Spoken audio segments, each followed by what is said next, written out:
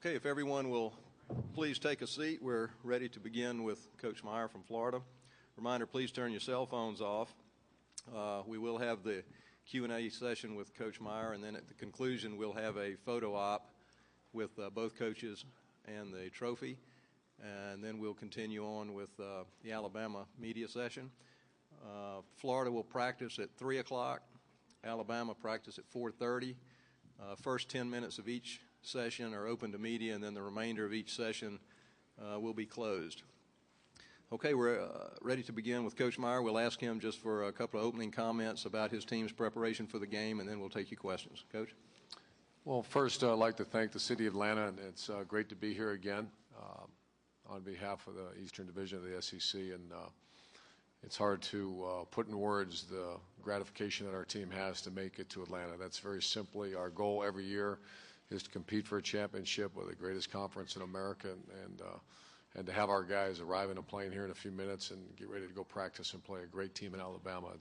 We're all for honored to be here. All right, we'll take questions if you'll raise your hand, and we'll get one of the floor microphones to you. We'll start right in the front. Franz? Urban, with the distraction, obviously, it's been a year of distractions. What else is new? But with the distraction of Dunlap early in the week, how was your team able to regain its focus the rest of the week? Were you able to get it to where you needed it to be?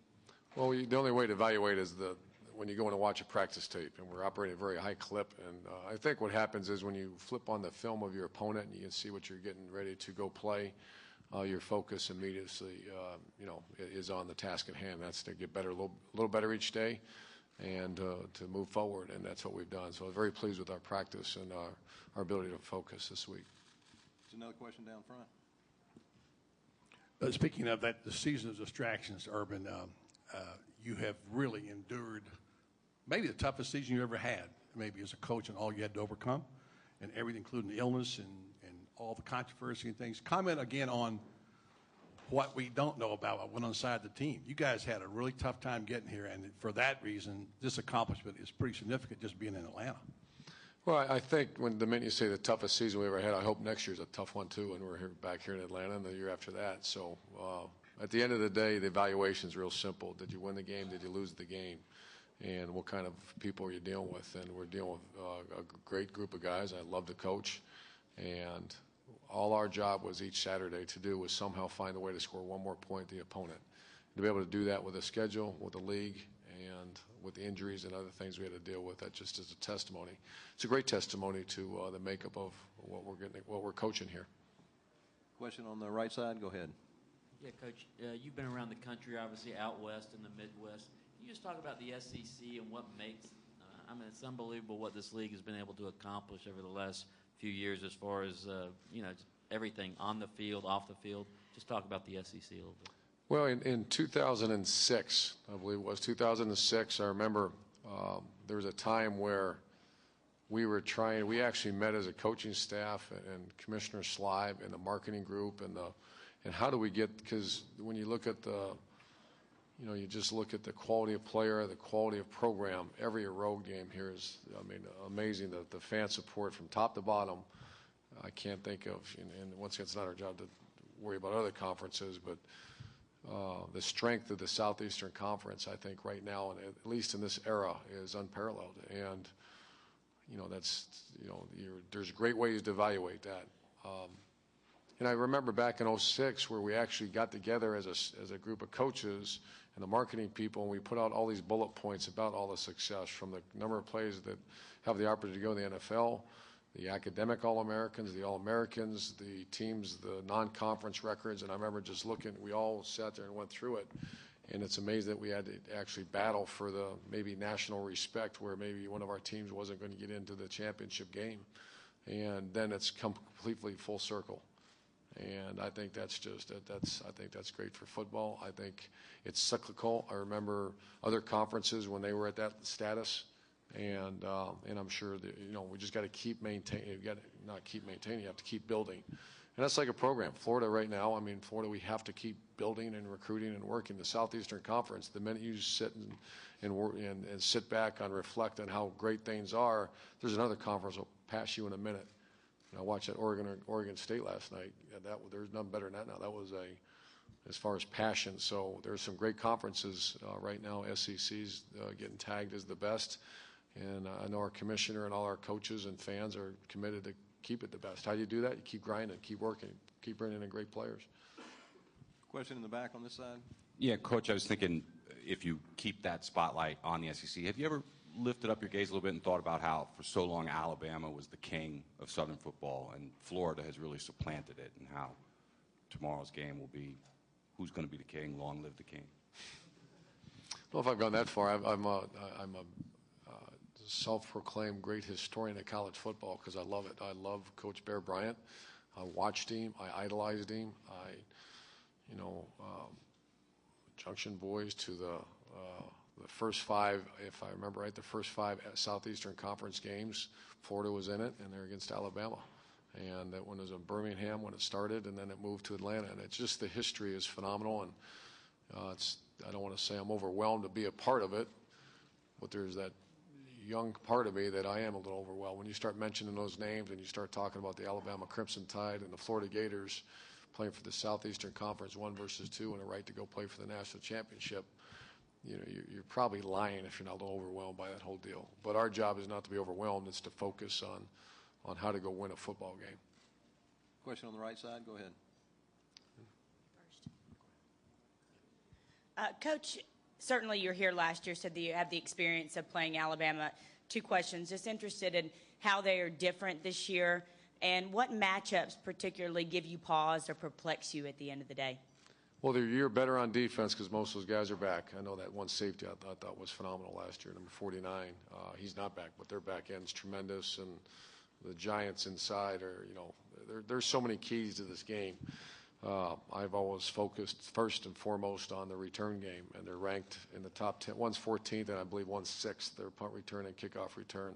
So we've done a lot. We've devoted a lot of good players and a lot of good scheme and a lot of good time to how we're going to keep this guy in check, because he could change a game. Yes, he changed a game many, many times this year, and that's Javier Ringas. And then on offense, you got the dilemma of you have this quarterback who's now playing the best football of the season, McElroy, and then you have the 2 backs that the minute you focus on stopping the run, they isolate you with 4 and 8, and the 2 great receivers they have. So it's very balanced, and right now they're playing the best football of the year. Okay, question over here. Go ahead. Urban, we've talked, going back to 2006, about maybe a lack of respect helped motivate your football team before that Ohio State game. It's something we've seen the Patriots use as motivation for years and years now. Your offensive line has been called out a little bit this week. Obviously, they have a monster challenge on Saturday. We just talk about, is that motivation? Is that something the Pouncey Twins and everybody else is talking about, that people are saying, hey, can we handle their defensive line? Well, I'll say this about the Pouncey Twins. There's a lot of pride there, and I've not heard that they've been called out, but they're facing a very strong defense line. They're very aware. They played against these guys last year. They've made the comment to me that it's the best defense line they've gone against. But, we'll do our best because offense line's pretty strong as well, especially our interior. And Marcus Gill, our offense line's finally found the rhythm, and the Pouncey Twins are the leader of that group, and it's one of the strengths of our team. So it's going to be strength versus strength, I think. Is there another question over here? Go ahead. Urban, Nick Saban said this week that you had called him back in the early 90s when you were looking for a job when he was at Toledo, and you spoke with his wife for a while. Do you remember that conversation? You just kind of bring me back to that time of what you remember about him at Toledo. I just gave her a big hug. We were at the luncheon together, and that story came up again, and it's starting to catch a little bit of fire, which it's true. It's true in I want to say 1989, I was a linebacker coach, and I made this clear too, not a very good linebacker coach at Illinois State University, and wanted to move back to Ohio, and somehow, some way, there were no cell phones. I got a phone number, and they said, here, call Coach Saban. I called Coach Saban, and his lovely wife picked up the phone, and we had a little chat for about 10 minutes, and I got her. She was sold. She was ready to go, and then I remember telling Shelly at the time, I think she was my fiance at the time, and I said, hey, looks like we're going to Toledo. And the phone call never came back. So I had her, I didn't get him. All right, question over here. Go ahead. Urban, with Dunlap's absence, talk about the role that could increase for William Green and what you like about him as a football player. First I like about him is that he comes from a great family, and he's just got great character, and he's high energy. He's like the Energized Bunny, man. He flip on a switch and he just goes as hard as he can. And on top of that, he's very talented. Justin Trado would be the other one that would get, who's a starter for us anyway. So the roles have increased. There's a guy named Jay Howard, who's a 295-pound guy that we might utilize as well, because we have a little bit of depth in the defensive line. Hey, question. Do you have one? Cecil in the middle there. Go ahead. Coach Meyer, you touched briefly on it earlier, but could you talk about what you see different from Alabama offensively under McElroy than you did last year under John Parker Wilson? Not much difference. Certainly in the back half of the year, I think the middle, they relied completely on number 22, Ingram, and the great freshman Trent. Now I think last week their game against Auburn was classic development of a quarterback and confidence, and he took that team down there to go win that game. So I don't see a whole lot of difference at this point in the team we faced last year. Question down front. Urban, could you comment on Xavier Nixon's play and just how vital his play is against Alabama's outside rush?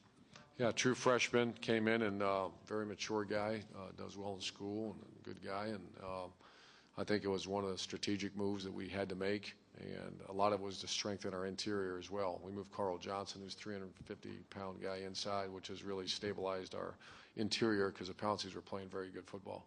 And Xavier Nixon has performed very well.